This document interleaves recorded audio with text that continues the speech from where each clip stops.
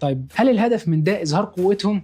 لا يا صديقي، مش بس كده، ممكن تقول إنهم كانوا بيتدربوا على استهداف الأقمار الصناعية من الأرض عشان لو دخلوا في حرب فعلية في الفضاء يعرفوا إزاي يتصرفوا.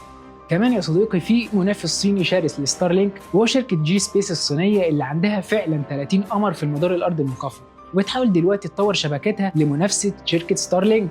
كمان الحكومة الصينية أعلنت عن خطط لبناء شبكات فضائية للاتصالات السريعة زي شبكة جوانج الحكومية اللي مخطط ليها إنها تطلق 13,000 قمر صناعي، وشبكة شيان المدعومة من الحكومة واللي مخطط إنها تطلق 15,000 قمر. تتوقع شركة الأبحاث ABI إن عدد الأقمار الصينية النشطة في المدار هيزيد من 17,000 حالياً ل 48,000 في 2032.